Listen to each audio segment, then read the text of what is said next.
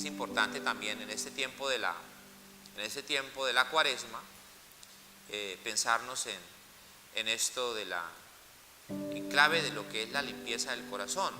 Y por eso va a ser también como tema dominante en este ratico que vamos a meditar, el tema de la oración y el tema de la vigilancia. Y lo quiero citar también en relación al Papa Francisco, cuando escribió una pequeña cartica, no sé si usted ya la descargaron, Custodia el corazón. Si no la conocen, descárguenla, hace mucho bien. Es un pequeño catecismo que el Papa Francisco nos entregó con motivo de la Cuaresma del 2015, sí. Donde recopila algunas enseñanzas de Jesús y los contenidos especiales de nuestra fe católica. Ahora vamos a ver en uno de esos apartes lo que significa custodiar el corazón, vigilar el corazón, dónde manan, dónde brotan las mejores intenciones de los hombres o las peores perversidades. Vamos a tomar el texto del Evangelio de ayer. Si tienen ahí la Santa Biblia, creo que es San Marcos 7, el texto de ayer, para que nos sirva también de punto de arranque, bíblicamente hablando, porque nos habla precisamente de esto. Entonces, en resumidas cuentas, para iniciar, el padre Jaime me decía pues que un tema así como, padre, el tema abierto, ¿no? O sea, no nos vayamos lejos, vamos a aprovechar el rato para meditar sobre la conversión, sobre la santidad, sobre la alegría, sobre la vocación cristiana, sobre nuestra razón de ser. Yo creo que el título que le pongamos no importa mucho, pero entonces que sí, como que nos centremos en esto de la importancia de que en este camino de conversión debemos estar orantes y vigilantes, ¿no? Como dice el Señor, el mejor consejo de Jesús en el Getsemaní, precisamente en el momento más trágico de su comienzo de la pasión, creo que está allí. Es una de las cosas que cuando la gente se acerca a la confesión, cuando tengamos que hacer dirección espiritual, aconsejemos mucho a la gente esto, ¿no? De orar y vigilar para no caer en la tentación. Son esas enseñanzas de Jesús. El Papa Francisco, precisamente en el folletico Custodia el corazón, lo cita, ¿no? Vigilar, custodiar. ¿Quién es el vigía? El atalaya, el centinela, el guardián, el soldado, el que está atento, porque si no, pues el diablo, como león rugiente, anda buscando a quien devorar. Entonces, San Marcos 7, sí, 14 al 23. Para que no nos encalambremos, si quiere levantémonos y proclamemos también el texto. ¿Alguno que quiera proclamarlo, por favor? Llamó otra vez a la gente y les dijo: escúcheme todos y nada hay. ¿De dónde sale todo eso? De dentro, del corazón, ¿no? Porque de dentro, del corazón del hombre. Vamos a ver las diferentes traducciones porque no son las mismas expresiones en cuanto a las conductas. Vamos a enriquecer otro que lea la última parte de lo que dice el Señor, ¿no? Cuando describe las 13 acciones que brotan del corazón de los hombres. Por ejemplo, acá esta traducción dice, ¿no? Salen los malos propósitos, las fornicaciones, robos, homicidios, adulterios, codicias, injusticias, fraudes, desenfreno, envidia, difamación, orgullo, frivolidad. ¿Hay alguna expresión diferente?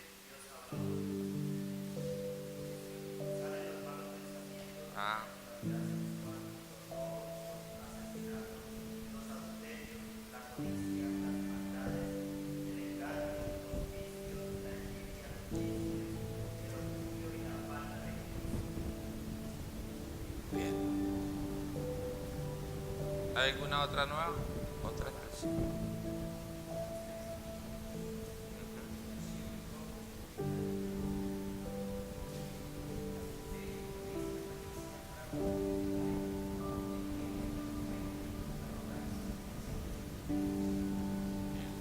¿Cuál es la última?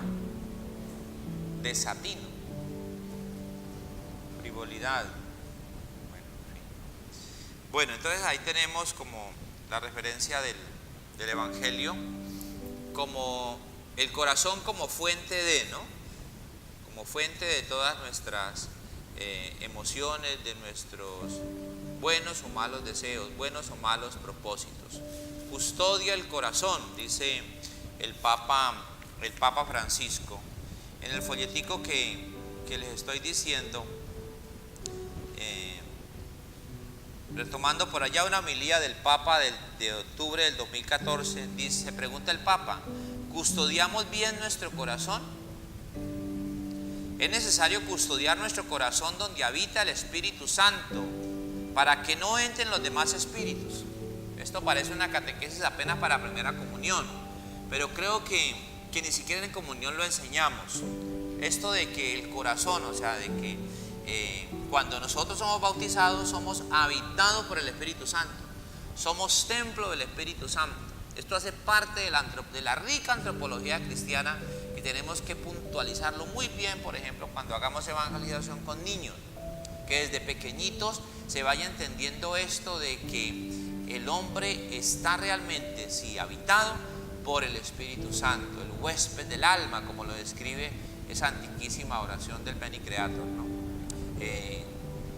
El huésped del alma, hemos sido habitados por el Espíritu de Dios, hemos sido enriquecidos y por eso con el Espíritu Santo recibido, pues santificados. Por eso los cristianos somos santos, todos, aunque no vivamos como santos, pero somos santos porque hemos sido habitados por el Espíritu Santo.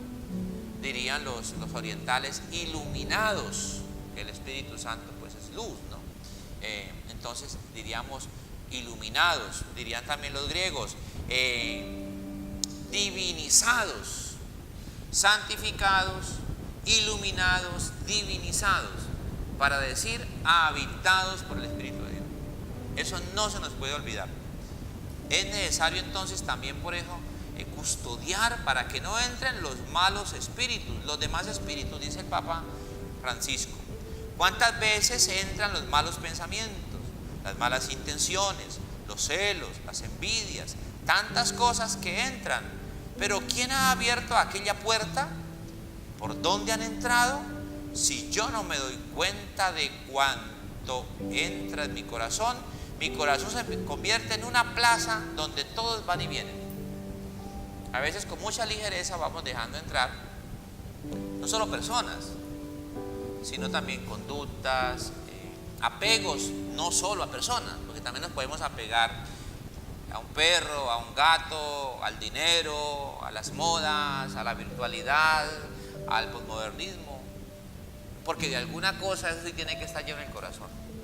Y si no está uno consciente de que el Espíritu Santo habita allí, pues vamos llenando y vamos haciendo trasteo y trasteo y más trasteo en nuestra vida personal, y eso pues se va convirtiendo en un impedimento para la misma respuesta vocacional. Yo creo que desde el seminario uno tiene que pues procurar no apegarse, ¿no? La vida espiritual radica mucho en el desapego. Recuerden las palabras de Jesús cuando dicen, no, pues sepan muchachos que el Hijo del Hombre no tiene dónde reclinar la cabeza. El que quiera seguirme, que tome su cruz y me siga, ¿no? Que no traiga sino una túnica de repuesto, un bastón y sandalias, ligerito de equipaje. ¿Por qué? Por el tema de la disponibilidad, por el tema de la libertad. Y eso si en el seminario uno lo aprende después ya es muy tenaz. Si uno aprende a ser desprendido, es más en el sentido también de poder aprender a compartir. Ahora si lo vemos en detalle en la homilía, en el mensaje de la Cuaresma, el Papa Francisco insiste en esto desde el ayuno, ¿no? El tema del desprendimiento. Está diciendo el Papa, tantas cosas que entran, ya por ejemplo ahorita en la edad y en la etapa en la que ustedes van, ya pueden ir haciendo como también su evaluación. Ahora en el ratico de meditación que hagan, pueden ir haciendo como esa experiencia de cortar, de dejar, de renunciar, de desapegar. A ver, ¿qué realmente hay en mi vida en este momento que ya no me está haciendo bien? Que ya no me está dejando actuar con libertad, que ya no me está permitiendo vivir en verdad, que ya me está volviendo una persona hipócrita, que ya me está haciendo caer en la dicotomía de la fe y de la vida, el divorcio entre la fe y la vida. ¿Qué cosas hay en mi vida que ya no me dejan ser, no digo un seminarista auténtico, un cristiano auténtico? Porque no necesitamos sino una cosa, cristianos auténticos. Yo creo que el tema de la autenticidad es, y más allá de autenticidad, es de la coherencia de la vida. Uno puede ser un auténtico hipócrita, uno puede ser un auténtico mentiroso, no, es que yo, o un auténtico grosero, no, es que yo lo que digo, lo que siento lo digo, y yo por eso soy auténtico. No. Entonces, la autenticidad no tiene que ver con el testimonio, por ejemplo, ¿no? Entonces, no basta ser auténtico, hay que ser de testimonio y ser coherente, que es otra cosa, ¿no? Entonces, la respuesta vocacional está marcada profundamente por una experiencia de desprendimiento,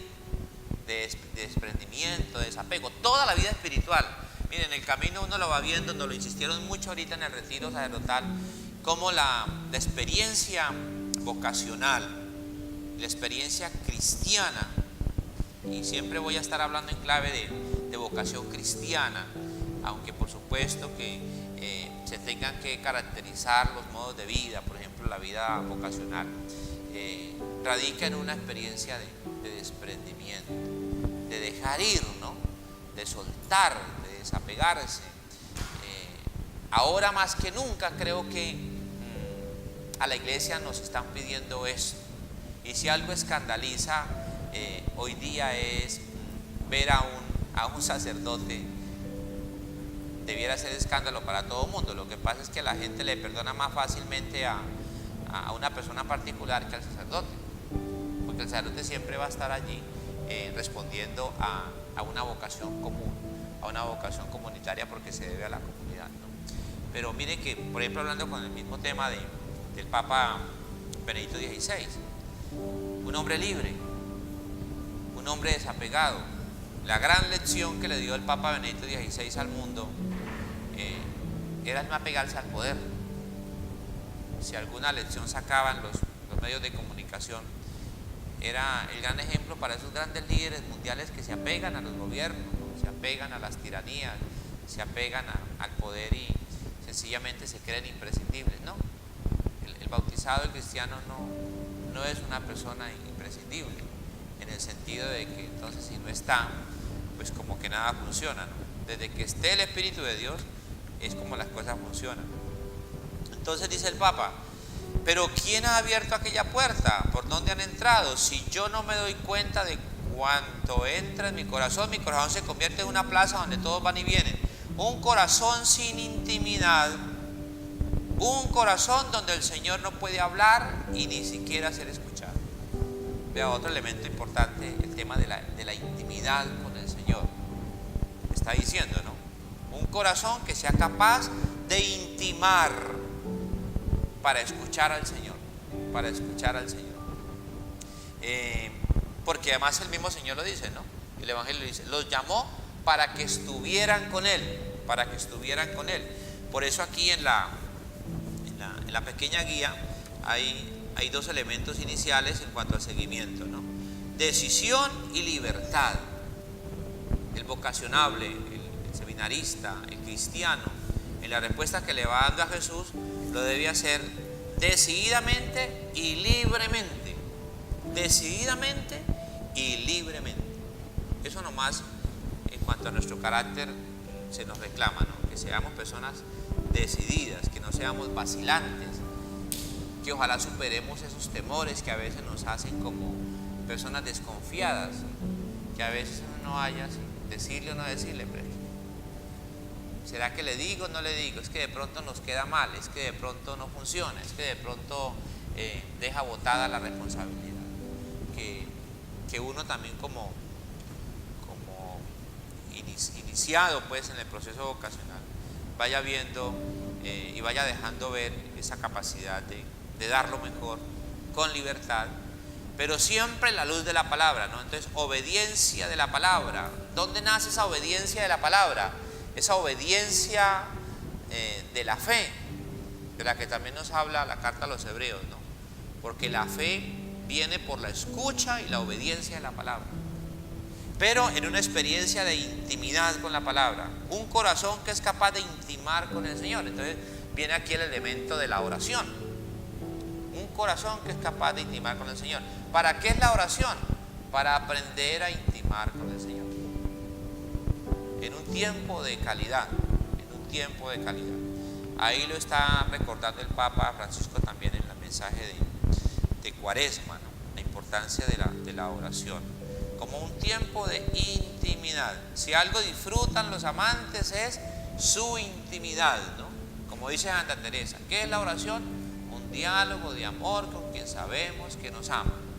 Un diálogo de amor con quien sabemos que nos ama. ¿Qué es la oración? Es hablar de amores. Son dos enamorados hablando de amores. Esa es la oración. Y donde sobre todo se deleita más escuchando que siendo escuchado. La oración es más para escuchar que para ser escuchado. A nosotros nos enseñan que la oración es con el par de rezar, que es repetir y decir y decir y decir muchas cosas. No crean que porque dicen muchas cosas van a ser más escuchados. Cuando el Señor lo que quiere es instruirnos, porque estamos y hemos escogido el camino es para escucharlo a Él, para estar con Él. Somos la escuela de Jesús. Jesús lo hizo con los suyos durante 3 escasos años y les dio todo, ¿no? Sin embargo, no todos respondieron. Entonces, la importancia de la intimidad. En ese sentido, es recomendable la práctica muy antigua pero buena del examen de conciencia.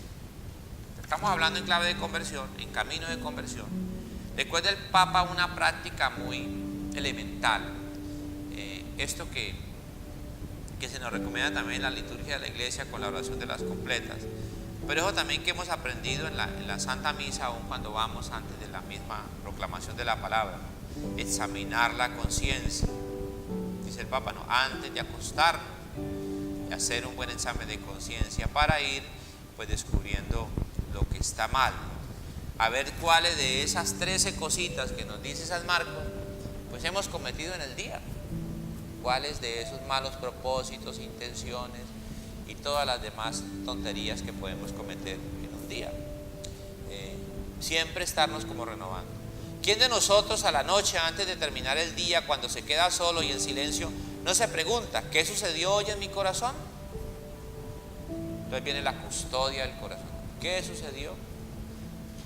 ¿Qué cosas pasaron por mi corazón? Es un ejercicio importante, una verdadera gracia que puede ayudarnos a ser buenos custodios, porque cuando se ama, se cuida, ¿no? Cuando se ama, se cuida. De nuestras mamás escuchamos mucho esa frase, cuídese mijo, mijito, cuídese. Yo le he dicho que se cuide, ¿por qué no se cuida? Mire las horas que son, esa persona no le conviene, cuídese de fulano. Las mamás son expertas, cuidadoras. Cuidadoras en todo el sentido, ¿no? Pues ojalá que nosotros aprendamos eso. Creo que una de las frases más bonitas que nos pueda decir alguien siempre es cuídese mucho, porque en últimas uno es el responsable de lo que decide, uno es responsable de su vida, uno es responsable de su corazón. ¿Quién más? Es que el mismo Señor respeta la decisión que nosotros tomemos. Por eso el Señor aún nos respeta en nuestra libertad para pecar, pero quiere que decidamos bien. Viene el tema del discernimiento, de saber escoger. Entonces, dice el Papa que es un ejercicio muy importante, una verdadera gracia que puede ayudarnos a ser buenos custodios, Porque como recordó el Papa mismo, los diablos vuelven siempre, incluso hasta el final de la vida. Lo dice el Evangelio, ¿no? Cuando somos liberados de un espíritu inmundo y se ha ordenado la casa, vuelve ese con 7 más. Vuelve con más fuerza, ¿no? ¿Cuándo estamos más tentados? Cuando apenas nos hemos acabado de confesar. Esa tarde, esa noche, al otro día, es cuando más fuerte viene la tentación, porque viene la necesidad nuevamente, porque la naturaleza humana no se anula con la gracia, no se abole. La gracia asume, ¿no? Y viene en auxilio. Por eso el Señor le dice a San Pablo: mi gracia te basta. Y San Pablo se ríe: es que mi gracia te basta. Un hombre acostumbrado a cumplir la ley, ¿no? Ahora viene a decirle el Señor que la gracia, como que una cosa imposible, ¿no? Con esta debilidad que yo tengo, dice Pablo, con este aguijón que me carcome la carne, ahora viene a decirme que la gracia. Entonces, dar ese salto de la ley a la gracia, ese salto de la norma a la acogida de la misericordia de Dios y de su providencia que viene en nuestro auxilio, pues a veces no resulta fácil, porque de pronto somos buenos cumplidores de las normas, pero sin la alegría cristiana. Entonces ahí no hay gracia y no hay santidad. Uno puede pasar el seminario cumpliendo, estricto cumplidor, asiduo, riguroso de la norma, del horario, del trabajo, de toda la dinámica, ¿no? Pero sin alegría. Y si usted no experimenta alegría, no va bien. Si usted en el cumplimiento de sus deberes no experimenta alegría, no va bien. No se meta, no siga, porque va a estar haciendo totalmente lo contrario. Va a entrar en esa dicotomía, en esa incoherencia, va a entrar en esa tristeza sacerdotal, peligrosamente. Sacerdotes insatisfechos, sacerdotes tristes, amargados, regañones, bravucones, indispuestos, no disponibles para la misión, encerrados, ensimismados. Todo eso lo está anunciando el Papa. Asediados por la tristeza individualista. De eso está lleno los cleros de todo el mundo. ¿Por qué? Porque hemos respondido más a la ley y a la norma que a la gracia. Y recuerden que la gracia es libertad. Estar en gracia es estar libre. Uno no puede decir que es libre si no está en gracia, porque el pecado, ¿qué hace? Esclavizar. Y el pecado, como esclavizante, pues va llevando a la muerte. ¿Y a la muerte de qué? Si no es física, pues a la muerte de la misma gracia, a la muerte de la alegría, a la muerte del gusto por hacer la misión. Entonces nos cae la sentencia de que muertos no son los que en paz descansan bajo la losa fría, sino que muertos son los que tienen muerte el alma y viven todavía, ¿no? Y eso también podemos ser los sacerdotes, ¿no? También peligrosamente. Entonces, la revisión constante de la vida, En el proceso de la nueva evangelización con el método Cine, las pequeñas comunidades tienen una de esas dinámicas, ¿no? Una de las reuniones al mes es revisión de vida, sobre todo, revisión de vida, dirección espiritual, acompañamiento espiritual. Siempre a la luz de la palabra, siempre a la luz de la palabra. Si uno se va a revisar la vida con su compinche, con su cómplice, con su alcahuete, pues no le va a ayudar, ¿no? Por eso es una obediencia y un seguimiento en y a la luz de la palabra y en obediencia a la palabra. Porque, como recordó el Papa, ¿no?, los diablos vuelven siempre, incluso hasta el final de la vida. Y para vigilar que los demonios no entren en nuestro corazón, es necesario saber estar en silencio ante nosotros mismos y ante Dios. Vuelve la figura y la experiencia de la intimidad. Y el seminario, yo creo que el seminario sobre todo es para aprender a hacer intimidad. Y por eso los momentos más fecundos, no digo más importantes, más fecundos de la vida de seminario es la experiencia de oración. Si el seminarista aprende a hacer oración, pues su ministerio va a ser fecundo y va a ser alegre, porque allí se aprendió de Jesús orante, ¿no? Allí se aprendió de Jesús vigilante, del mismo Jesús capaz de decir que no se haga mi voluntad sino la tuya. Entonces, importante esto de poder aprender a intimar, estar en silencio ante nosotros mismos y ante Dios, para verificar si en nuestra casa entró alguien que no conocemos y si la llave está en su lugar. ¿Quién tiene la llave de mi corazón? ¿Se la he dejado a alguien? ¿Alguien que entra y sale de mi vida cada vez que le da la gana? Porque peligrosamente también podemos caer en manos de alguien que nos gobierna la vida, que nos manipula, que nos utiliza, que tiona, que nos invade, que nos roba la paz.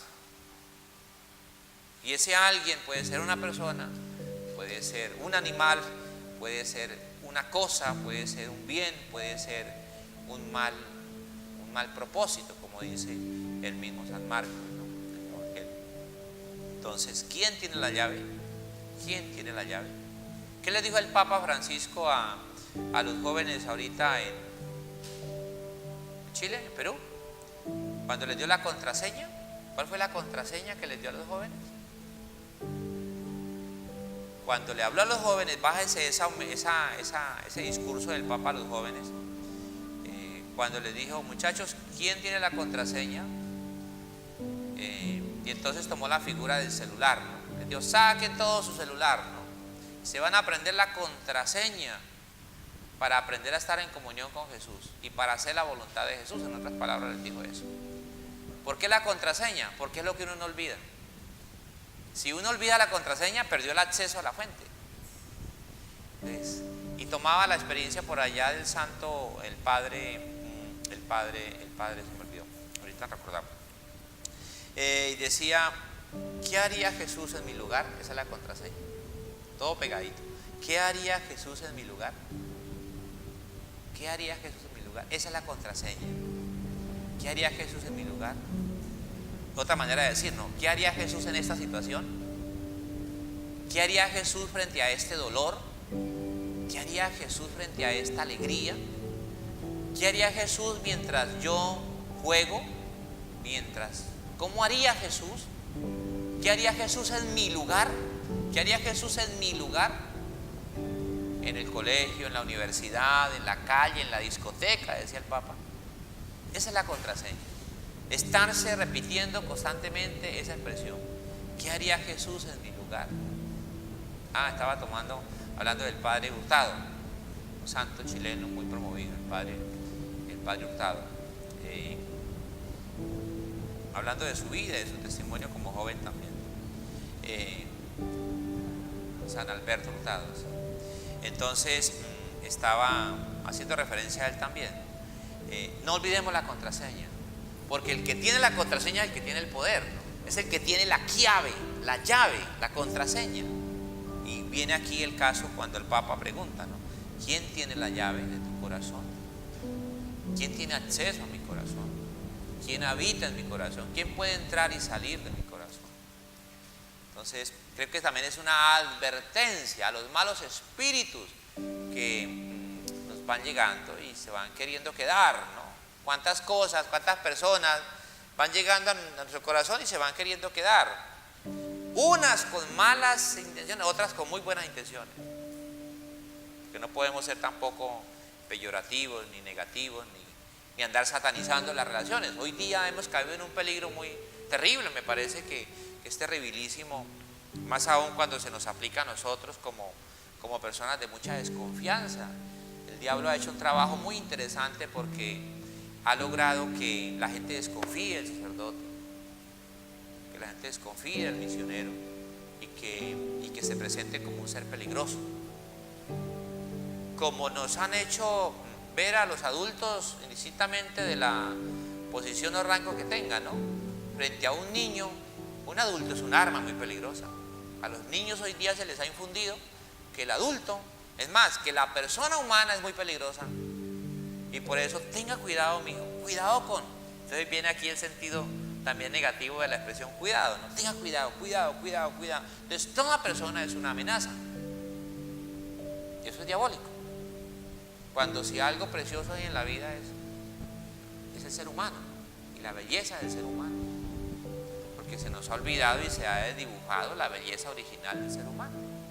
Se ha desdibujado y el diablo ha logrado afear el rostro de Dios en su humanidad, ¿no? Además, el mismo Cristo para muchos es despreciable. Entonces, tener cuidado con esto. El Papa concluyó diciendo que esto nos ayudará a defendernos de muchas maldades, incluso de las que nosotros mismos podamos realizar. O sea, de aquellas que son generadas en nuestro propio corazón.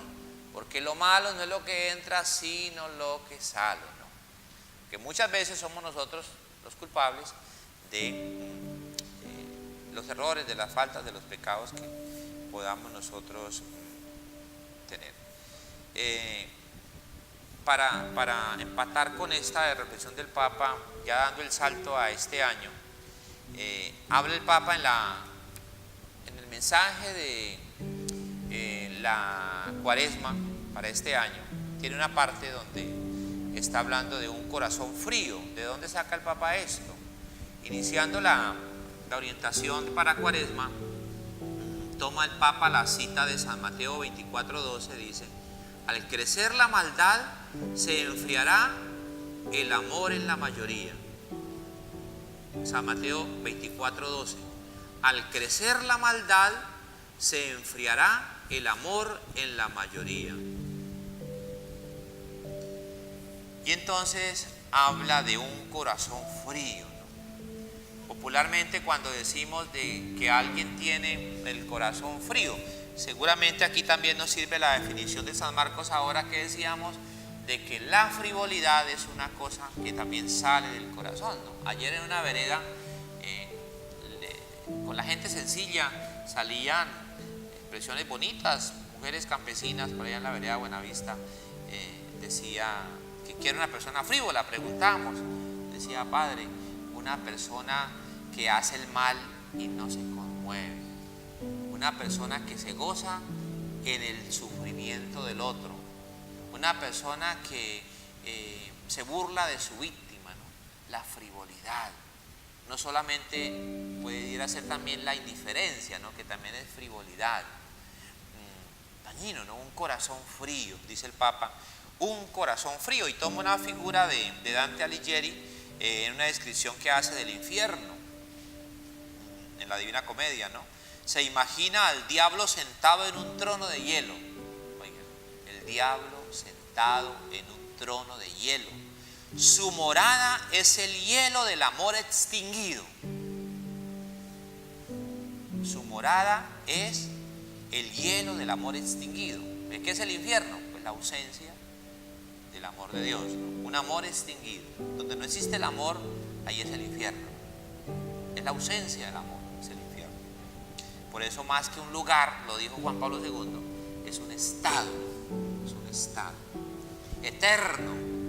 Eterno, ténganse en cuenta que es eterno. Preguntémonos entonces, ¿cómo se enfría en nosotros la caridad? ¿Cuáles son las señales que nos indican que el amor corre el riesgo de apagarse en nosotros? Gravísimo. Mucho cuidado no ir a dejar apagar el amor de Dios. Cuidado por ir a caer en esa frivolidad. Lo que apaga la caridad es ante todo la avidez por el dinero. Oigan, ¿dónde? Juan San Pablo la pregunta, ¿no? ¿Cuál es la raíz de todos los males en este mundo? El amor al dinero. Oigan, gravísimo. Raíz de todos los males, 1 Timoteo 6:10. La raíz de todos los males, el dinero, ¿no? A esta le sigue el rechazo de Dios. Claro, como lo suple, ¿no? El ídolo suple a Dios, ¿no? El diosecillo suple a Dios, ¿no? Por eso dice el Señor: no podéis servir a Dios y al dinero, porque no se puede amar a dos señores, porque a uno amarás y al otro odiarás, despreciarás, ¿no? Y por tanto, el no querer buscar consuelo en Él, prefiriendo quedarnos con nuestra desolación antes que sentirnos confortados por su palabra y sus sacramentos. Vuelve la necesidad de la palabra y de la gracia por los sacramentos. Palabra y gracia, palabra y gracia.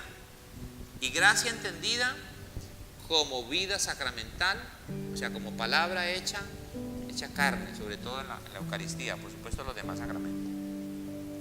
Todo esto se transforma en violencia que se dirige contra aquellos que consideramos una amenaza para nuestras certezas. Entonces hace la denuncia del Papa: el niño por nacer, el anciano enfermo, el huésped de paso, el extranjero, así como el prójimo que no corresponde a nuestras expectativas. Se va convirtiendo en una amenaza para nosotros. O sea, ese desprecio de Dios.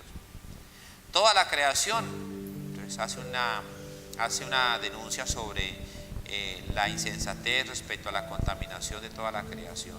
Y después dice: el amor se enfría también en nuestras comunidades.